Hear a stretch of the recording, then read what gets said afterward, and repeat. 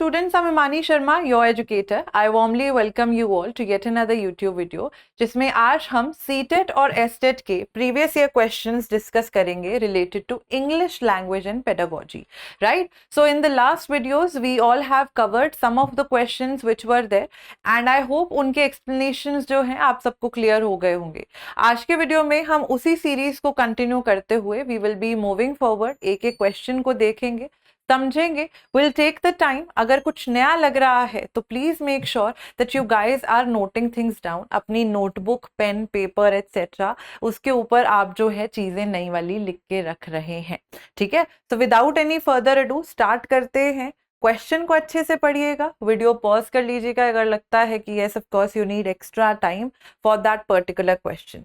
So the first question we have is mother tongue support करती है second language को सीखने में, इंटरफेयर करती है सेकेंड लैंग्वेज को सीखने में, हिंडर करती है, रोकती है सेकेंड लैंग्वेज को सीखने में, या ना ही सपोर्ट करती है ना ही रोकती है in second language learning. Second language यहाँ पे हम स्पेशली किसकी बात कर रहे हैं? हम इंग्लिश पेडागोजी पढ़ रहे हैं तो हम इंग्लिश की बात कर रहे हैं. What is the right answer here?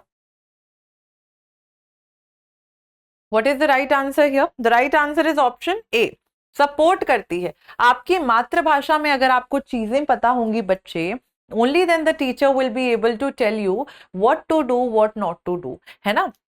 आपको चीजें समझा पाएंगी. अगर आपको शुरुआत से अंग्रेजी भी नहीं आती, आपको कोई लैंग्वेज नहीं आती है, तो आप चीजें समझोगे कैसे, राइट? तो आपकी मातृभाषा जो है आपकी सेकेंड लैंग्वेज लर्निंग को जो है सपोर्ट करती है. ठीक है, option A is the correct answer. Next question, comprehensible input in language learning refers to what? Exposing learners to language level comprehensible to them, to their age, कि उनकी as तक का उनको language level सिखाना. Teaching reading comprehensible appropriate to their age. ठीक है. Engaging learners with language slightly above the language level of learners, या exposing learners to new language and make it comprehensible to them. What is the right answer here? ध्यान से, अगर लगता है you need extra time, please video को pause करें, options को अच्छे से पढ़ें, रिविजिट करें.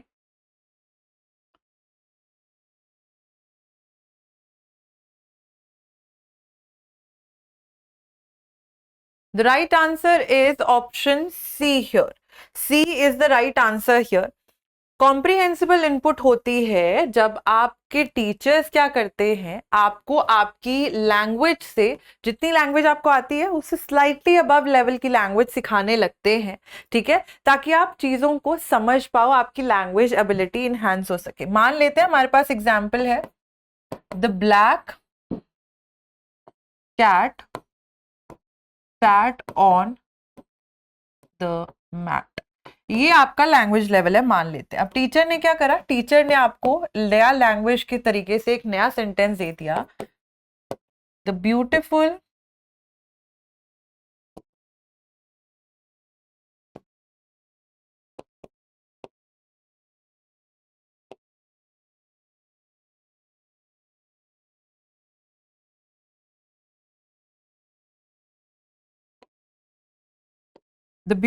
black cat quietly sat on the large mat. अब यहाँ पे ये वर्ड्स देख रहे हैं आप, ब्यूटिफुल, क्वाइटली, लार्ज, और ये सेंटेंस पढ़े. अब टीचर क्या करती है? कॉम्प्रिहेंसिबल इनपुट इसी को कहते हैं कि आपका जो लैंग्वेज लेवल है, मान लेते हैं आपका लैंग्वेज लेवल ये है, इतना आसान है, टीचर आपको थोड़ा सा slightly above your language level चीजें सिखाने लगेंगी ताकि आप लैंग्वेज सीखने लग जाओ और अच्छे तरीके से. तो टीचर क्या करती हैं? थोड़े थोड़े शब्द नए इंक्लूड कर देती हैं, जैसे मैंने करा यहाँ पे, the black cat sat on the mat. Normally भी ठीक ठीक था, लेकिन मैंने बीच में और वर्ड्स लगा दिए ताकि बच्चे इन वर्ड्स के मीनिंग सीख जाए. इसको कॉम्प्रिहेंसिबल इनपुट बोलते हैं, जब टीचर स्लाइटली आपके लैंग्वेज लेवल से ऊपर आपको जो कॉम्प्रिहेंशन या कोई भी चीज, कोई सेंटेंसेस या वर्ड्स देने लग जाती हैं. ठीक है, that is known as this. Next है फ्लुएंसी रीडिंग में. रीडिंग इन फ्लुएंसी क्या मतलब है उसका? Ability to interpret the text, text को समझना, इंटरप्रेट कर लेना. Ability to read without any grammatical errors, बिना किसी ग्रामेटिकल एरर के पढ़ना. Ability to read a text at ease with expression, expression के साथ जो है टेक्स्ट को पढ़ना, जहां पे सैडनेस है वहां पे आप सैडनेस कन्वे कर रहे हो, जहां पे हैप्पीनेस है वो कर रहे हो, या ability to read a text without a mistake at all. Fluency in reading means what? The right answer to this question is option C. Fluency in reading का मतलब होता है आप अगर कोई पर्टिकुलर नॉवल पढ़ रहे हो, किताब पढ़ रहे हो, कुछ भी पढ़ रहे हो, उसमें फुल ऑफ एक्सप्रेशंस दी होती हैं चीजें, right? Alas he was very sad that he lost his grandfather. वो बड़े ही शोक में था कि उसने अपने ग्रैंडफादर जो है वो खो दिए. अब वो आगे क्या करेगा, right? So the way I am saying, मैं इस चीज को एक एक्सप्रेशन के साथ पढ़ रही हूँ और मेरी टोन में सैडनेस दिख रही है, थोड़ी निराशा दिख रही है, राइट? सो यहाँ पे इसको बोलते हैं fluency in reading. So when in English you can read, आप लोग जब अंग्रेजी में you can read any text with that particular fluent level, उसको बोलते हैं हम फ्लुएंसी इन रीडिंग आ जाना. ठीक है, next question. According to NCF, which one of the following is not an objective of language teaching learning? कौन सा objective नहीं है लैंग्वेज सिखाने का? The competence to understand what one hears, ability to read with comprehension, पढ़ना और उसको समझना, effortless expression देना, या to know the history of languages. कौन सा ऑब्जेक्टिव NCF 2005 का नहीं है with regards to language teaching learning?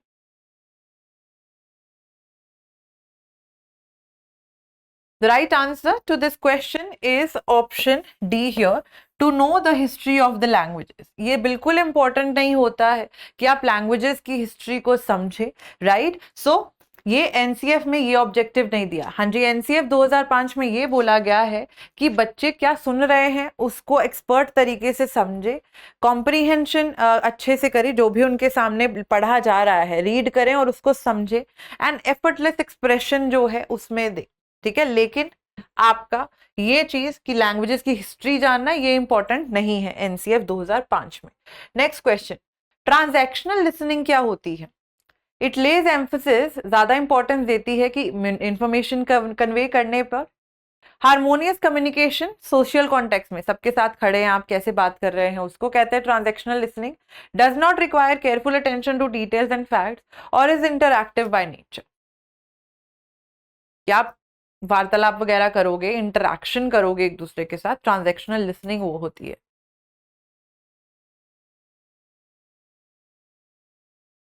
What is the right answer here? The right answer to this question, बच्चे, is option A. Transactional listening lays emphasis on conveying information. Transactional listening में जो भी इंसान चीजें सुन रहा होता है, क्योंकि listening के साथ रिलेटेड है, वो सिर्फ और सिर्फ उसमें से मेजर चीजें जो है, मेजर डिटेल्स को पिक करने के लिए वो जो है क्या करेगा, वो सुनेगा. ठीक है, तो ट्रांजैक्शनल लिसनिंग में आप ट्रांजैक्शन ले रहे हो of information and conveying information as well. ठीक है, तो option A is the correct answer. Next question. The method of teaching foreign language, बाहरी लैंग्वेज कोई भी हो सकती है, English, Korean, Chinese, without using the pupils first language is. बिना पढ़े ध्यान से, बिना जो भी बच्चा है, स्टूडेंट है, प्यूपिल मीन स्टूडेंट, उसकी पहली मातृभाषा के बिना यूजेज की जो लैंग्वेज लर्निंग मेथड है वो कौन सा है? Classical method, grammar translation method, old method, direct method. The right answer to this question is option D, direct method. Direct method में क्या होता है, नाम से ही पता है डायरेक्ट. तो टीचर जो है बचपन से ही, जैसे in international schools most of the times this thing happens that घर पे भी बच्चा इंग्लिश में बात कर रहा है, स्कूल पे भी इंग्लिश में बात कर रहा है, तो उसकी English comprehensible comprehension skills etcetera, बोलना, लिखना, पढ़ना, सुनना, ये सारी इंक्रीज हो जाती हैं, right? So that is direct method, जहां पे शुरुआत से ही टीचर जो है इन इंग्लिश लैंग्वेज ही और she tries to teach you without using your mother tongue, आपकी मातृभाषा का प्रयोग नहीं करते हैं. ठीक है, so option D is the correct answer. Next question. CLT यानी कि communicative language teaching replace basically what? नाम से पढ़ेंगे, कम्युनिकेटिव है, है ना? Structural teaching, situational language teaching, motivational teaching या नेचुरल लैंग्वेज प्रोसेसिंग, इनमें से किसको रिप्लेस करा था? CLT ने, कम्युनिकेटिव लैंग्वेज टीचिंग ने।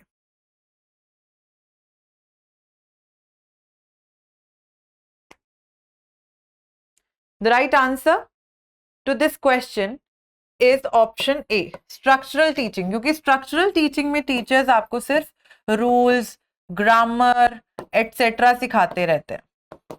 ऑन दी अदर हैंड अगर हम बात करें कम्युनिकेटिव लैंग्वेज टीचिंग में, यहाँ पे सिर्फ और सिर्फ आप लोगों को इंटरैक्शंस कराए जाते हैं।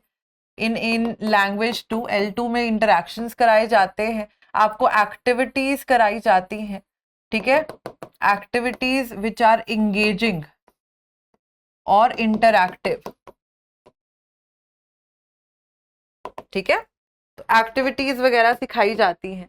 तो कम्युनिकेटिव है, इसका मतलब है कम्युनिकेशन होगी, तो बच्चे जल्दी सीखेंगे। तो ये अप्रोच जो थी ये स्ट्रक्चरल टीचिंग के बाद आई थी, क्योंकि स्ट्रक्चरल टीचिंग में बड़ा देखा जा रहा था कि बच्चों को सिर्फ और सिर्फ ग्रामर रूल सिखाए जा रहे हैं, रटाए जा रहे हैं, बट कोई भी बोलने के ऊपर जो है एम्फेसिस नहीं दे पा रहा है कि बच्चा बोल रहा है, सीख रहा है या नहीं सीख रहा, क्या सिर्फ रटोफाई करे जा रहा है। तो उसके स्ट्रक्चरल टीचिंग के अगेंस्ट जो लर्निंग मेथड आया था वो कम्युनिकेटिव लैंग्वेज टीचिंग यानी कि CLT थी। That is option A. Next question, which are the following approaches या मेथड्स एडवोकेट लिंग्विस्टिक कॉम्पिटेंस, यानी कि आप लैंग्वेज के तौर तरीके से एक्सपर्ट हो गए, competence is related to being an expert, किसी फील्ड में एक्सपर्ट हो जाना। इनमें से कौन सी लैंग्वेज टीचिंग या methodology linguistic competence and performance, यानी कि आप क्या परफॉर्म कर रहे हो उसके ऊपर रिलेटेड है? The right answer is option B here, that is your communicative approach. आप बोलना, लिखना, सीखना एटसेट्रा, ये सारी चीजें कॉम्प्रीहेंशन के थ्रू होती हैं। तो ये जो रिलेटेड है, ग्रामर ट्रांसलेशन मेथड में तो रूल्स के ऊपर फोकस होता है, डायरेक्ट मेथड में शुरुआत से अंग्रेजी सिखाई जाती है, स्ट्रक्चरल अप्रोच में टीचर सिर्फ और सिर्फ grammar rules rules rules rules उनके साथ सिंटैक्स सिखाती हैं कि सेंटेंस कैसे बनाना है। लेकिन अगर हम देखें जहाँ पे लैंग्वेज लिटरल तरीके से बढ़ती है और उसकी परफॉर्मेंस, यानी कि ये कम्युनिकेटिव अप्रोच में आपको रियल लाइफ सिचुएशंस जैसी चीजें क्रिएट की जाती हैं कि आप रेस्टोरेंट में जाओगे तो आप कैसे बात करोगे, टीचर से मिलोगे कैसे बात करोगे etcetera. So that is communicative approach, option B. Next question, if a teacher wants to develop the understanding of a text, किसी टेक्स्ट की अंडरस्टैंडिंग डेवलप करनी है टीचर को among her class students, बच्चों के साथ क्लास में, what will be the best method, इनमें से कौन सा मेथड बेस्ट होगा? बच्चों को आंसर स्टिक कराना टेक्स्ट बुक में, बच्चों को बोलना कि अटेंशन पे करें क्लास में, बच्चों से सवालात करना, क्वेश्चंस पूछना, या writing answers on the black board? किससे बच्चे जो है, बच्चों की अंडरस्टैंडिंग टीचर समझ पाएगी कि वो बच्चे टेक्स्ट को कितने अच्छे, आप क्लासेस में लेसन्स पढ़ते हो, पाठ पढ़ते हो, तो पाठ को कितना बच्चा अच्छे से समझा है, कैसे समझ पाओगे? बच्चे से क्वेश्चंस पूछ के, है ना? You will ask questions. आप लोग इंग्लिश में लेसन्स पढ़ते हो, हिंदी में लेसन्स पढ़ते हो, लेसन्स के एंड में क्वेश्चंस दिए हैं। अब टीचर ने पूछ लिया इस वर्ड के बारे में या क्या हुआ था स्टोरी में, तो क्वेश्चन पूछेंगे तो वो समझ पाएंगे कि बच्चा टेक्स्ट को कितने अच्छे से अंडरस्टैंड कर पाया है। That is option C here. And with this we come to the end of this particular video as well. ठीक है, आई होप आज की क्लास, आज का यूट्यूब सेशन भी आप सबके लिए फ्रूटफुल रहा होगा, right? I see you guys in another video. Till then keep on studying. Thank you so much and have a good day. Bye bye.